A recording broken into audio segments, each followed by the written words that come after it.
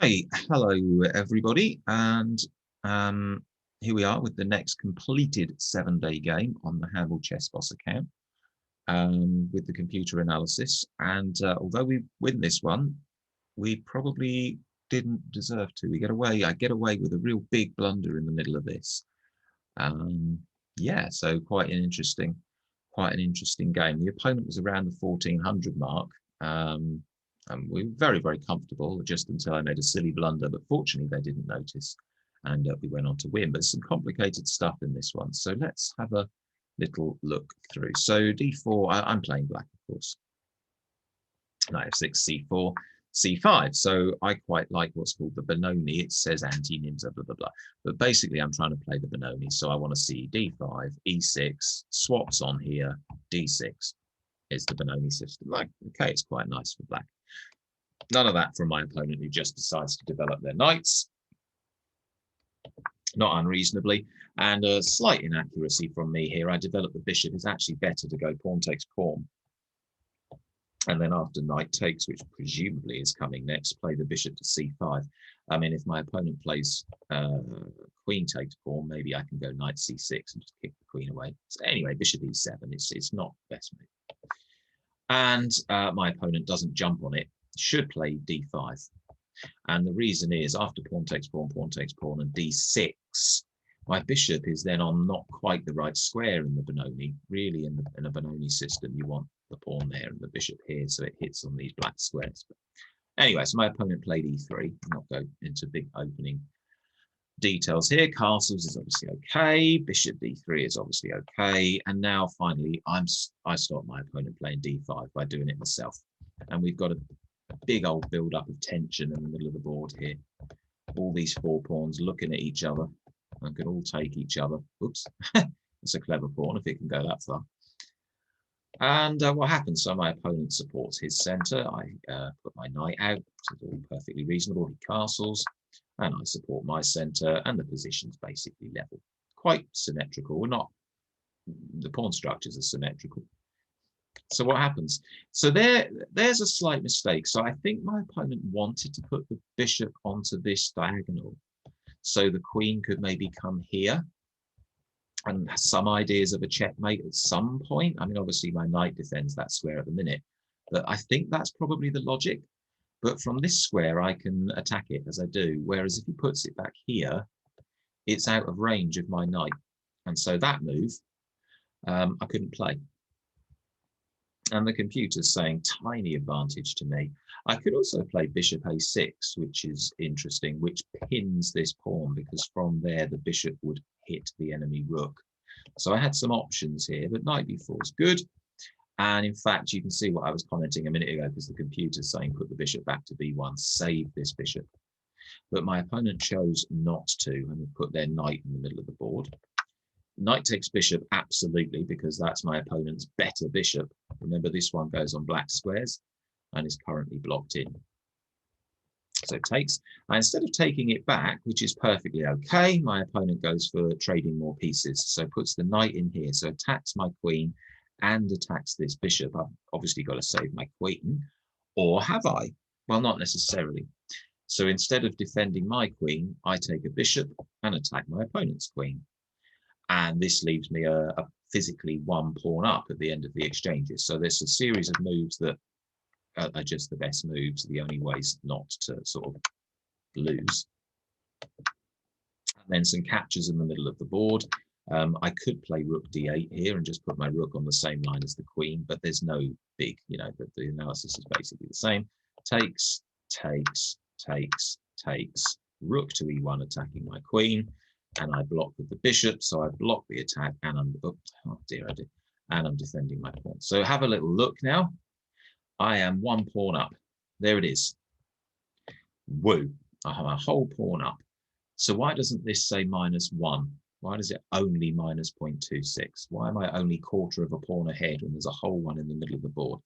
Well, basically because I can't get this bishop off this square. So my pawn, as much as I've got an extra one, is completely blocked. And things are just going to start coming in the direction of my king fairly soon. So my opponent for this pawn has what's called compensation. And maybe this rook will come here and get on this open file. This rook's already on this open file. So yeah, I'm a pawn up, but it's not kind of doing anything. It's blocked.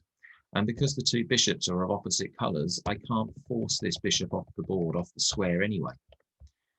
So where do we go with it? Rook e3. Well, as predicted, my opponent wants to bring the rook to one of these squares to point at my king, as you would. So he's going to try and attack my king. I can't fathom why the computer keeps, all the way through this game, keeps suggesting a4 as the best move. I mean, I'm sure it's a brilliant move because the computer wouldn't do anything stupid. But I don't think a human would even think of this. A human would just figure that the operations are all taking place over here and just wouldn't suggest a4. But okay, well, there we go. So queen d7, so I break the pin. So I'll be able to move my bishop. And queen h5, the computer thinks queen e2 is slightly better, but my opponent obviously wants to, as I said, start moving pieces over here and start attacking my king. So I totally understand why queen h5 is played. And then I blunder and absolutely throw the game away. I just thought, I'll just put my rook on the open file. Why not? There's an open file. Let's occupy it. But this actually walks into a tactical trick, which thankfully my opponent didn't see. And it's this move, queen e5. Now you've got the queen and the bishop battery lining up to g7, which is checkmate. If queen takes pawn is checkmate. And the absolute only way I can prevent it is pawn here. But then my bishop isn't defended by the pawn anymore. So queen takes bishop, queen takes queen, rook takes would just have left me a straight piece for a pawn down. I'd have been 2 points of material down and in all sorts of trouble. But fortunately, my opponent was a bit tunnel visioned, I guess, and decided to carry on with the attack that they had in mind. So got away with one there, and lets us write off. So now the evaluation is back to us being in the lead. And now, of course, f6 is good because this bishop isn't attacked at all. And this blocks this powerful black square bishop of my opponent. And yeah. And again, you've got to notice because these bishops are opposite colors, i.e. mine works on the white squares, the opponent's one works on the black squares. This is really useless at the minute as a defensive piece. It can't do anything to challenge this white bishop. So queen h6, I can't play pawn takes queen because rook takes king is rather a good response. So I've moved my king out of the way. So now I am threatening to play pawn takes queen. Queen f4 is fine. Queen c7, so the queens see each other. I'm quite happy to swap queens in this position. Queen e3 and bishop g8. So now my bishop defends this square, my queen defends this square, and my king is helping them to defend both. My rook's defending this one, so I'm feeling pretty safe. The computer said put the bishop here and defend the pawn backwards. So this would have been slightly better, but same principle. But we're okay. We're still half a pawn or so ahead. And again, the computer once again suggests a4, but my opponent much more logically decides to start throwing the h-pawn at my king. To me, this just looks bizarre, working on this side of the board where nothing's happening. But as I say, that's computers can see so far ahead that no human's ever going to play a4. They're just not going to do it. So I'm going to put my rook here and attack the queen, take the open file, queen to d2, he's got to retreat, and rook to d4, and I've got an active piece on the board at long last. And I'm starting to think that maybe I can force this wretched bishop off of this really strong diagonal and start pushing the pawn forward. So I'm threatening a pawn. I'm not really threatening the bishop because it's defended. But my next move, if I get to play it, will be queen here, and my opponent might have to trade queens, or maybe I can take his bishop. Great. So he plays h5, gets the pawn out of attack, and carries on throwing it towards my king. Queen f4. So I carried out my plan. Oh, and the computer doesn't like it much. It says we're back to level. So again, I figured I was just threatening this bishop and would therefore say queen takes queen, rook takes. He can either defend the bishop or move it. If he moves it, maybe I can then start marching my pawn. I thought that was a good move, but the computer's actually saying, no, you should play pawn, you're here. So this one can't go any further forward. And so bishop e3, this is a mistake. So my opponent decides that instead of defending the bishop on this square or trading or whatever, he just retreats to attack my king. To attack my queen.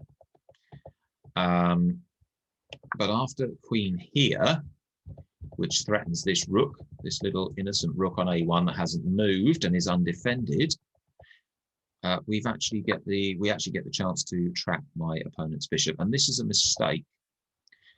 It needs to go to d1, and the reason is it stops this move. So if the rook goes to d1, just pretend my opponent played the right move, I can't now play d4 because there's 3 pieces on this square, and I only have 2 pieces on that square.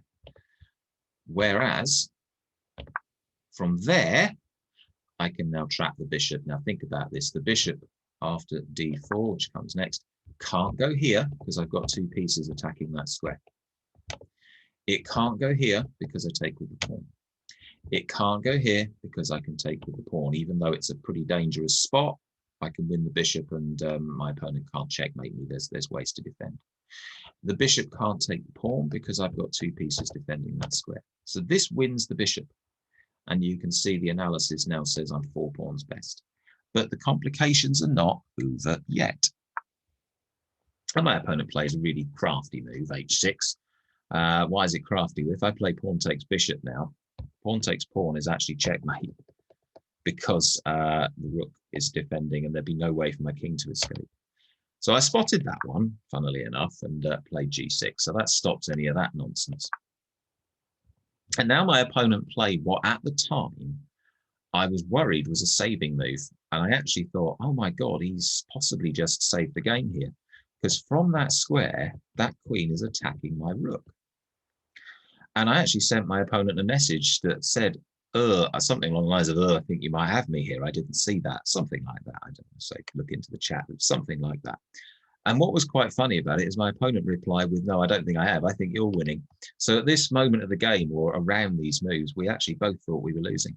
And what I figured in the end, I thought as long as I kept checking the king and checking the king and checking the king, I would be okay. So let's see what happens. So I let the rook go because I knew that I'd play pawn takes bishop, pawn takes pawn, check, and bring the king out. I did that. He's taken, and now his threat every single time is queen here checkmate because the pawn defends that square. So I have to keep checking the opponent's king. I can't not check the king. The minute I do something that isn't a check, I'm losing. So this is where I say, I thought, oh my God, I'm going to run out of checks. I'm going to lose. So there's a check. My opponent takes. It is the best move. If he goes over to this side, there are other things I can be doing that will win the game. For example, let's say if he plays king to h1 here, I'm going to play rook e1 check, rook takes, queen takes, or maybe pawn promotes to a queen, whatever. So he finds the right move. And I've got to find a check, and some of them work and some of them don't. Sorry, for some reason I haven't clicked show lines. There we go. So if you play queen to f4 check here, rook f3, and the best you can do is queen to d2, king to g3, queen to g5. You just have a perpetual. You have to find the right one. And what I mean by perpetual check is I can never win the game. All I can keep doing is just checking the white king forever and dancing around the board until we get a draw. So let's put on a perpetual check line. So queen f4, if I play this one, it is a blunder, by the way, because it would not win the game. The rook blocks, and then queen to d2, king to g3, queen to g5, king to f2, queen to d2. This is just the best move each time. It's the best you can do. It's just draw. And I don't want to just draw. I want to win the game. So after a lot of thinking, I did manage to find the best check, and it's this one, queen to b2. So what's going on here? Well, if my opponent's king comes to this square, then queen here is mate because the attack from the queen and the rook's defending. So that's no good. So he has to go back. And now we can carry on with the checks. So queen takes rook. It's a check. Can't stop checking. It's got to be checked. He escapes there. Just quickly, for the sake of argument, if he plays here, then queen here, king here, queen here, we've got the same checkmate. So king h2 is played. And I'm running out of checks. I can't take this pawn because although it's check, queen takes queen is a bit good. So I've only got one check left, rook h4. And there's only one escape route for my opponent. There's he can't go backwards, obviously, because of the queen. So he has to put the rook in the way. And I'm running out of checks. I've got two possible checks. As it turns out, three possible checks, actually. I've just looked at the lines and forgotten about this one. I was thinking queen f4. But each of them are actually okay. So at this point, I've just about seen through the complications and done all right. I played rook takes rook in the game. And my opponent takes back. And I've still got to keep checking. I can't stop checking because this queen checkmate, for about, what, 10 moves now, my opponent's been literally one move away from just winning. So queen to e3 is a check. What I've got to do is find a way either that I can get a check on a white square, say one of these two, so I can get my queen here, which defends all these threats, or, and it took me a while to work this out during the game as well, I have to get my queen onto this diagonal so that I can play f6. And then from whichever one of these squares my queen is, she'd be guarding this checkmate square, and then I'll be able to win the game because I've got the extra bishop. And so g3 is my opponent's best bet, and I think queen e6 is now the best move because after the king moves, I can play my queen here and win. If my opponent in this position, for example, plays something else, say he plays king to, I don't know, king h2, then what I can do is I can go queen e5 check. I'm just going to click the moves because it's easier than playing them. And my opponent will play whatever he'll play, say g3. And there are moves that I can play, but f5 is the one that it's suggesting here. Why? Well, as predicted, I've now got my queen protecting the checkmate square. And I can slowly but surely untangle myself, get the bishop out and win the game. So what actually happened was queen to e3. My opponent played g3, queen to e6 check now. King moves, and finally queen to f7, and the queen's protected by the bishop, and there's no checkmate threat. So now we're just a whole bishop up, and the game is pretty comfortable. The rest we can just go through. Opponent takes my queen. It's odd, actually. I'd have been inclined to not swap queens if I was playing white, because the ending now is so obviously winning, but at least if he'd still had his queen, maybe he could have got lucky somehow with a perpetual check or whatever. But anyway, it was done. And now all I need to do is just make sure the king can't get into my position, because my king's still tucked away in the corner, but his is quite active. So what I do is basically use the bishop to protect this white square, these two pawns to protect this square, and there's no way for his king to get in and create any trouble. So check, king across, start to activate my king. He threatens my bishop, but then I bring the bishop back, and now this entire line is impassable for the enemy king because of my pawns and because of my bishop. There's no way for the king to get in, and I can buy time to activate my king and win the game. And the rest of it now is just a bit of a mopping up operation, really. I can just play some moves. King across, king there, king back, king here. Just go and pick up one of those pawns. And there. Pick up one more pawn. And after that move, in fact, my opponent made a move, but then resigned anyway. So really got away with that one a bit. This took our grade. So we were creeping up. We're into the mid to late 1400s with this one. It's 1460, something like that. So it's going up from the initial 800. But yeah, got away with it. Very much got away with it. If my opponent had spotted that tactic in the middle of the game, one that I really should have noticed. I know the king can't move like that, but that's where the tactic was. Would have been a piece for a pawn down and in some trouble in this one. But well, happy days. We got lucky, got away with it, and won the game. Phew. So that was pretty sharp stuff. Quite interesting, I thought. So hope you enjoyed that. And of course, we'll be back soon with another analysis as soon as a game is finished to do so. See you all next time. Thanks.